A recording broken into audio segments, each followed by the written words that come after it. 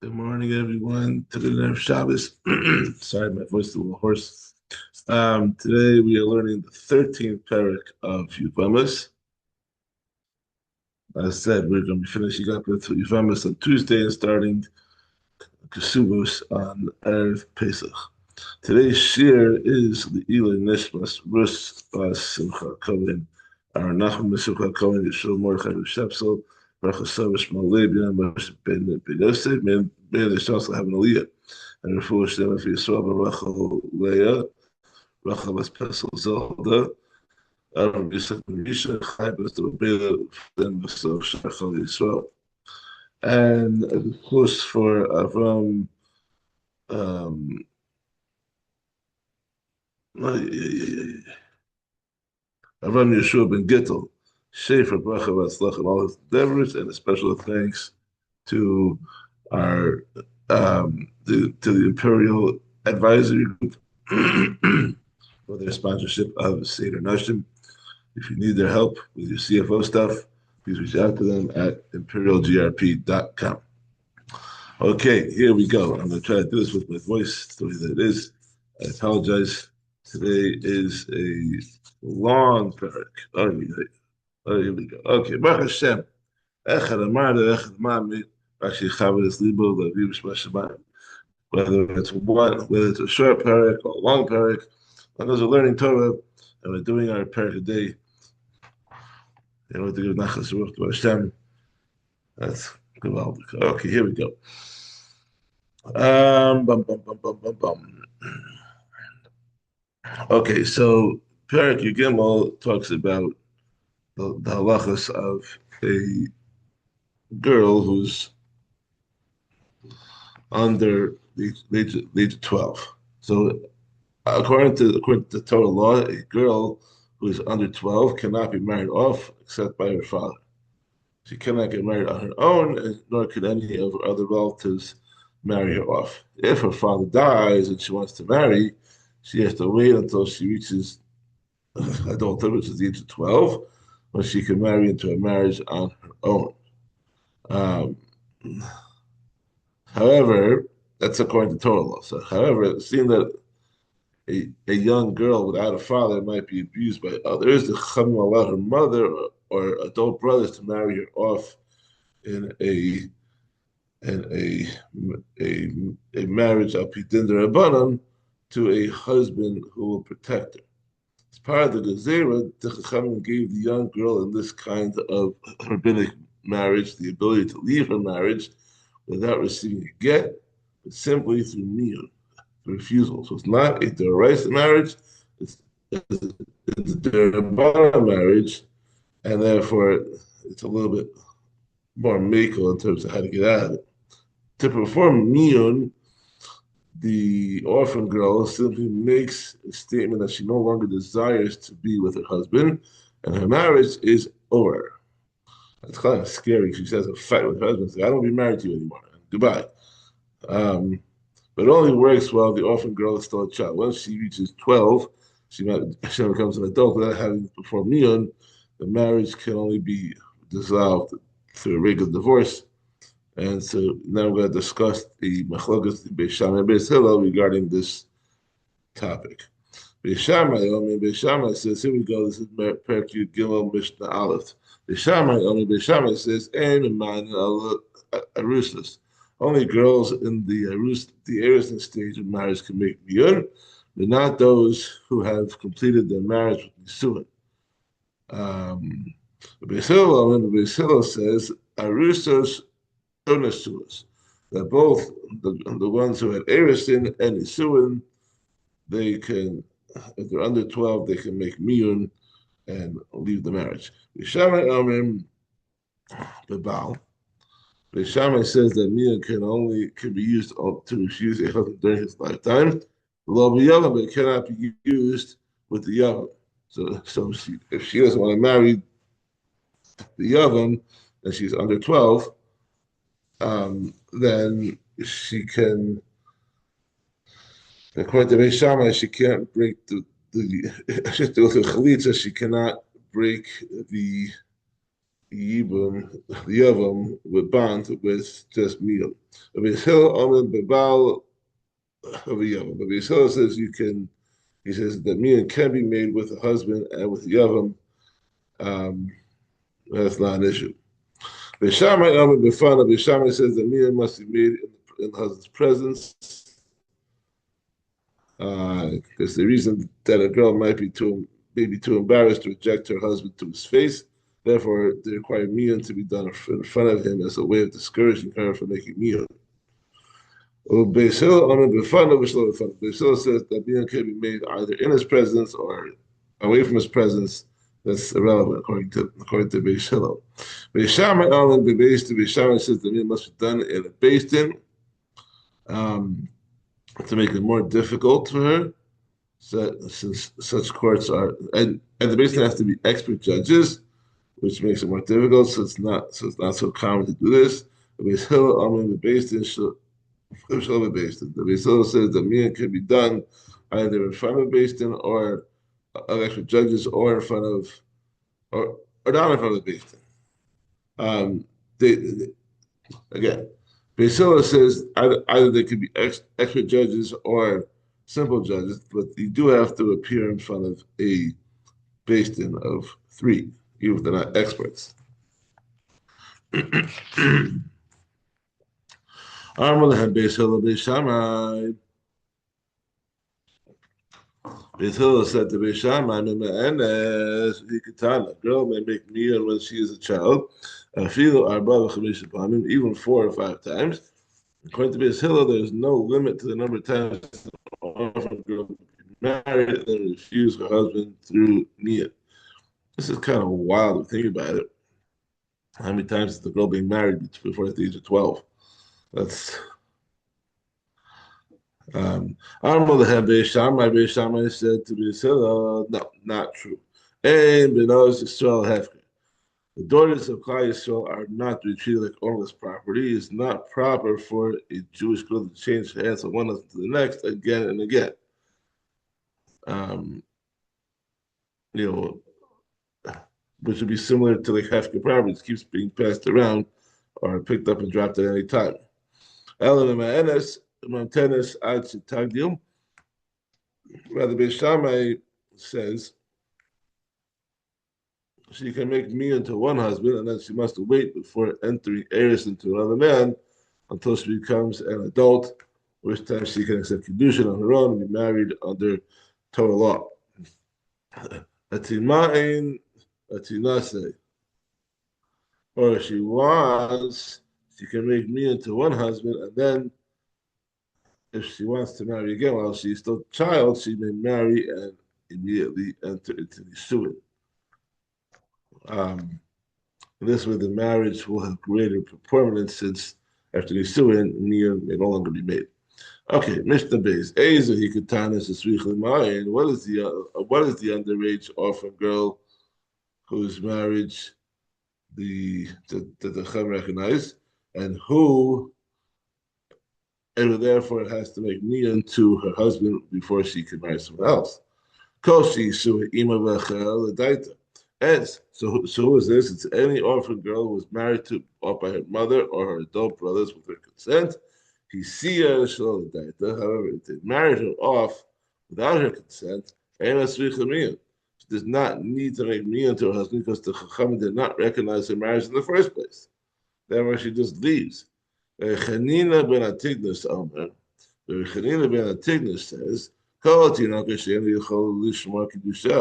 any young girl who is so immature that she cannot safeguard what she received from her marriage, meaning the kesef or the star, right? The money, the ring, the ksuba was given to her by her husband. She does not have to make miyam but to her husband because her marriage is not considered kosher. Eliezer says, the act of an underage girl is nothing. That is, her marriage is not truly considered a full-fledged marriage. It does not place on her all of the laws that usually come with marriage. Rather, she is seen by the halacha as a girl that has been seduced and is living with a man outside of marriage. Basi saw the Kohen also from Truma. Therefore, if she is the daughter of Israel and has been married by her relatives to a Kohen, and she may not eat Truma, even though a Kohen's wife may eat Truma. Mas Kohen Israel talk about Truma. Similarly, if she's the daughter of a Kohen, she's never been married to, if she's been married by her relatives to Israel, she may eat Truma, even though Israel's wife cannot eat Truma. Um, but since this only this works because since she's not really married, then she can either can continue to eat her truma if she's a bas kohen, or if she's still puzzled from eating truma if she's a bas Yisrael. Mishnah Gimel, Rabbi Eliezer ben Yaakov says, "Kol akava shehid min ha'ish." Anytime the orphan stays in the marriage on account of the man, and that she's not the one who decides to end the marriage, rather he is the one who ends it by divorcing her. Ilu he ishto. Then we treat the failed marriage as if she had been his legal wife up until the time he divorced her. V'chol akava she'ena min ha'ish. Or any time stay in the marriage is not on account of him, because she ended the marriage with Miyun, Ki'ilu Eno Ishto. It is as if she was never legally his wife, as the next Mishnah will explain, as we'll learn in Mishnah Dalet. Hamin Dalet. Hamin Enes Be'ish, when a Yisrael or an orphan girl makes Miyun to a husband and the marriage, we treat as if they're not married. Therefore, who Mutter B'Krosav, he Mutteres B'Krovov. He, the former husband, is mutter to marry her relatives. She's permitted to marry his relatives. Below Paslam Akuna. And the Mia does not disqualify her from marrying a Cohen in the future, as the divorce would. That's according. This is the meaning of Eliezer ben Yaakov's second rule in Mishnah Gimel. That anytime her stay in the marriage is not on account of him, then it's as if she was never his wife. Once she doesn't mean in the marriage is undone retroactively, and we treat them as if they're not married. Not so much get. If, however, if the husband gave her a get to end the marriage, then we consider them to have been married up until that time. Therefore, who Asa Bikrova said, he Asa Asura Bikrova. He is forbidden to marry her relatives, and she's forbidden to marry his relatives. The Pasam in Kahuna, and he has disqualified her from marrying Cohen in the future. Okay. Nasan law get this. If the husband gave her a get and then remarried her before she married anyone else, Me'ena Bo, and then she made me to end the second marriage. And this is Armala on this Karsha. Married, or she married someone else and became widowed from her or was divorced.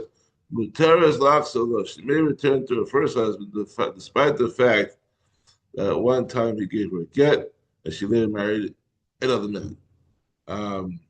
Because this only works because she made Miyun to end the second marriage. And the Miyun retroactively erased both her second marriage and the first marriage. And now, since the first one has been undone, then the divorce was meaningless, and she cannot marry him without any issue.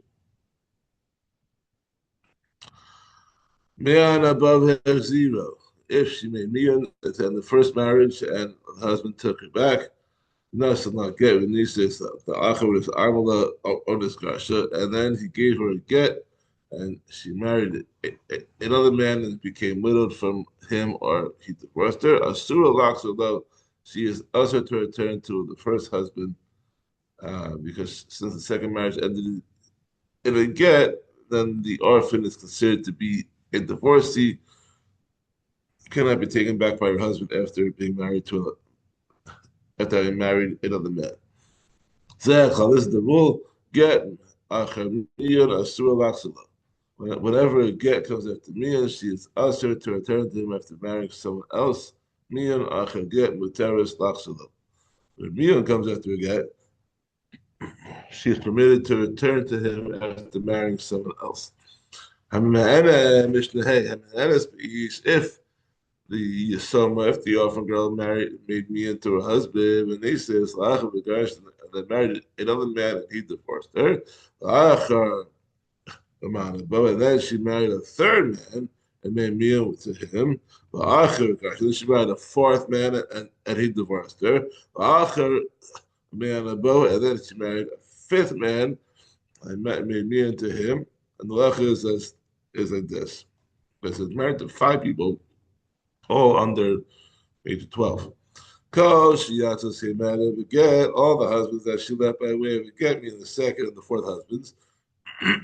Asura Laxo, though, she is usher to return to, because um, but all of the men who she left with Mian, husbands 1 and 3, with Teres Laxo, she can return to because her act of Mian does not make her a divorcee to these husbands.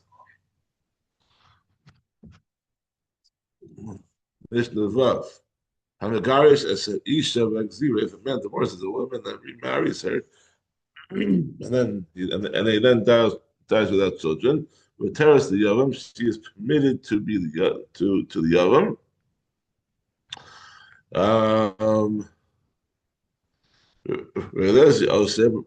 There's rules that she's ushered to the Yavam because of a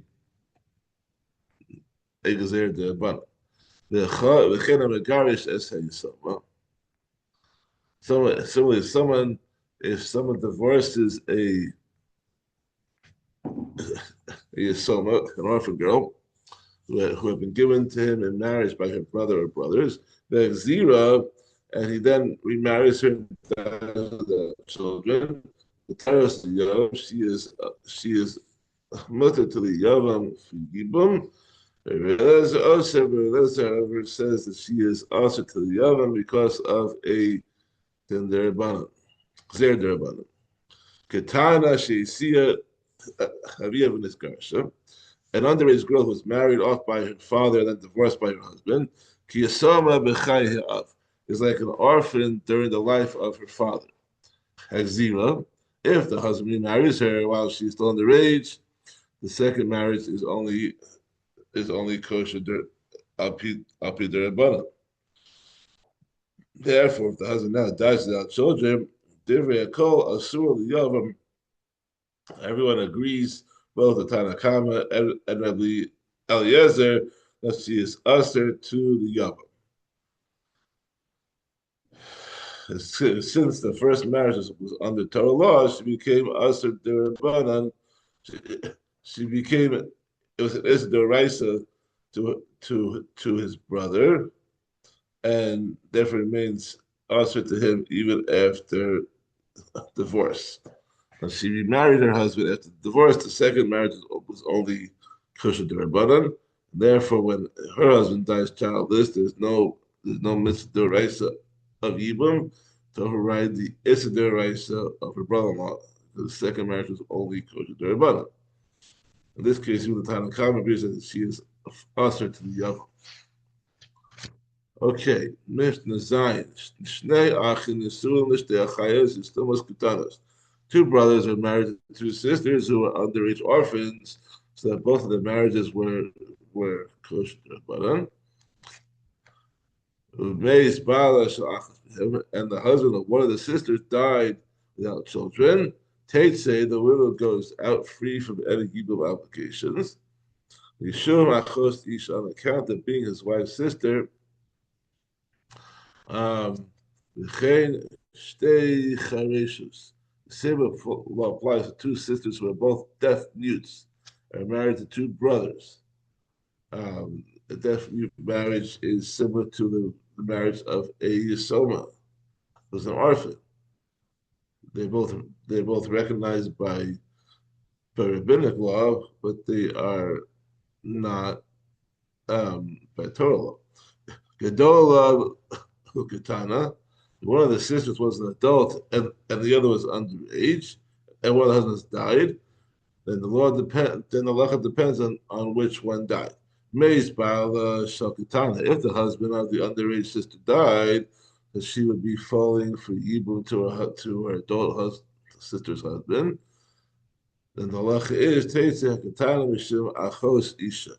The underage sister goes out free from any Yibum obligation because she is usher deraisa to the Yavam as his wife's sister. Mace Bala However, if the husband of the adult sister died, the widow falls for Yibum on a deraisa level to a Yavam was only a marriage al pi derabanan with her sister. So there are three options over here. Number one, if Lezer says,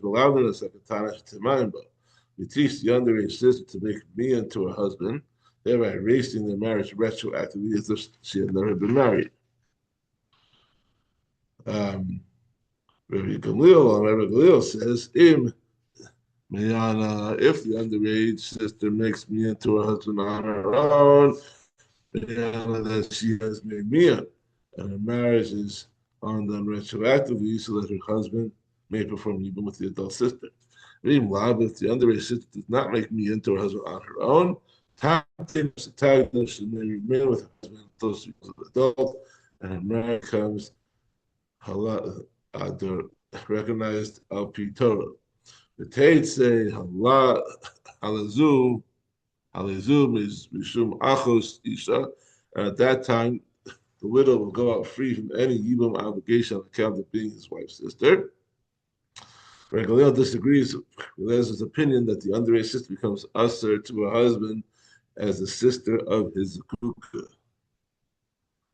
And the third opinion, Yeshua says, Elo al ishta, elo al ish's achi. Woe to the Yevam over his own wife, woe to him over his brother's wife, because there's no way to make either one of these women permissible to him. Ma'otzias ishta beget, ish's achi bechalitza. Rather, he must send his wife away with a get, and his brother's wife with chalitza. Mishnah Ches. Mish hayanasor l'shtei yisamos ketanos. A man was married to two underage orphan girls that are not related to each other. Both are married up by their mothers or brothers, that both of them have only their Rabbanan marriages. The mace, and he died without children, so that both girls now fall to his brother for Yibum. Biyasa or chalitza shel achas mehen potera sarasa. The bia or chalitza of one of the wives with the yavam exempts her co-wife from yibum or chalitza and frees her to marry without first receiving one of these herself. Since these girls both have the same type of their marriage with their husband, they are both underage orphans. They both have the same level of yibum bond. Therefore, they are just like two co-wives that are married on a deraisa level, where one is exempted through the yibum or chalitza of the other. The same applies to two deaf mutes who fall together as co-wives. Since the same type of marriage, yibum with one of them part the other one. Katana v'charishes. One of the co-wives is an underage orphan, and the other is a deaf mute. So both their marriages are kosher d'Rabbanan. They're not both the same type of rabbinic marriage. Ein bias achas b'hem teres sarasa. Then bia with one of them does not pater her co-wife, since in this case their Rabbanan marriages are not the same type. It's possible that one of them had a legally stronger marriage than the other. So therefore it has a stronger yibum obligation than her co-wife. And therefore yibum done with her does not exempt the other one. Pikachas v'chareshes, if one of the co-wives of a normal woman whose marriage is al pi Torah, and the other is a deaf mute who only has a Rabbanan marriage, bias hapikachas puteres es achareshes. Then bia with the normal wife, which is a yibum on at the Torah level, paters the deaf mute whose bond is only rabbinic. But bia with the deaf mute wife does not pater the normal wife, since that act of Yibum is only a denderabanan, they cannot pater the normal wife whose Yibum or Chalitza is apitora. Gedola Katana. Similarly, if one co-wife is an adult with a Deraisa marriage, and the other one is an underage wife with a Derabana marriage, Bias Hagadol Pateris Sakatana. And Bia with the adult wife paters the underage wife as well. Bia Sakatana Pateris Sakadol. But Bia with the underage wife does not pater the adult wife. Since the Yibam of the underage wife is only the Rabbanan, then cannot pater the adult wife, which is the Resa. Mishnah Tess. Here we go. Mishayana, so this day is almost amazed. Miller is married to underage girls, died without children. The girls now fall to his brother's Yibam. But Yaham Ali son of the Yaham had been with one of these girls, thereby discharging the Yibum obligation for both girls. And he then had bia with the second one. Oh, Shabbat Achiv Echav Achiv. Oh, Shabbat Achiv Alashniya. Or his brother then had bia with the second one. Low Pasal Shani does not disqualify the first one from remaining married to the Yavam. Because once Yibam was performed, but the first girl, there's no longer any Yibam bond to fulfill, and therefore the B of the second girl is not considered an act of Yibam, and there's nothing to prohibit the first girl's marriage to the Yavam. The same applies to two definitions to wives. The Yibam of one completely fulfills the Yibam obligation for both of them, and the bia with the second one does not affect the marriage of the first. Katana, the Chereshes, if one of the wives was an underage girl, and the other was a deaf mute, both of whom are considered married only derbanan, then but Yavam Katana, if the Yavam had bia with the underage one first, the Chazer ba Acharesis, and he then had bia with the second one with the deaf mute. Oh, Shabbat Achir Acharesis, or he had bia with the underage orphan, and his brother then had bia with the deaf mute. Lo Apostle Sakatana, he did not disqualify the underage orphan girl from remaining married to the Yavam. But Yavam al Charesis with Chazer ba al Katana. However, if the Yavam first had bia with the deaf mute, and then had bia with the underage orphan girl, or his brother then had bia with the underage orphan girl. Apostle as Zacharishas, he disqualified the deaf mute from being able to stay married to the Yavam. This is because the Rabbanan marriage of the deaf mute is considered in some ways less of a marriage than the Rabbanan marriage of the underage girl. As a result, so therefore it doesn't work as good. Mishnah test. Pikachas v'chereshes, if he was married to two wives, a normal wife, which is deraisa, and a deaf mute, which is derbanan, and he died, and they both fall to his brother's nafi yibam. So ba yavam ala pikachas. If the yavam had been with the normal one, with the normal wife, chazer ba al chereshes, then had been with the deaf mute. Oh, Shabbat Achiv al Charesis, or his brother had bia with the deaf mute after the Yavam performed Yibam with the normal wife. Lo Apostle Esab Bechachas, he did not disqualify the normal wife from staying married to the Yavam.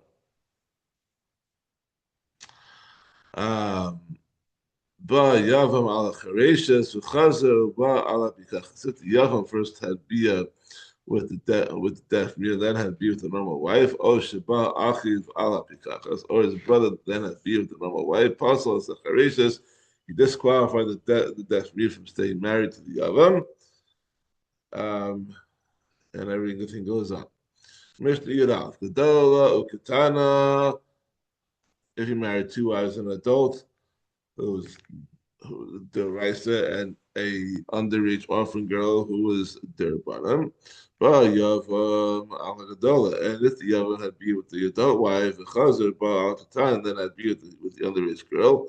Oh, Shaba Achiv al Hakatan, or his brother then had be with the underage girl. Lo Paslos Hagadol, he does not disqualify. He did not disqualify the adult wife for staying married to the Yavam, since the adult wife had a deraisa marriage. Her yibum was kosher deraisa, and ended the yibum bond to both wives. However, if Yavam first had bia with the underage girl and then had bia with the adult wife, or his brother then had bia with the adult wife, apostle Sakatana, he disqualified the underage girl from staying married to the Yavam, right? Um, so that's possible. Rabbi Eliezer says we do not allow the derbanan yibum of the underage girl to prohibit the adults from staying married to the yibum. Instead, the lamdan hakatana shtiman, we teach the underage girl to make miyun with the yibum, so that her marriage to the yibum is erased retroactively. This means that he never legally performed the yibum with her. If so, he performed yibum only with the adult wife, and he may therefore remain married to her. Mishnah Yud Beis. Two more to go. Yavam Katan Sheba Ayavam Katana. If an underage Yavam has bia with an underage Yavama whose marriage was a biblical was the rest of marriage, Yigadu Zed Zed. They should grow up together, meaning that they should remain married, and then if they wish to end their marriage, they can divorce it. Since a 9-year-old boy who has been with his Ivama acquires her as his wife, if they want to end the marriage, he must divorce her, but only an adult can give a divorce. They have no choice but to wait until he becomes an adult, which is age of 13.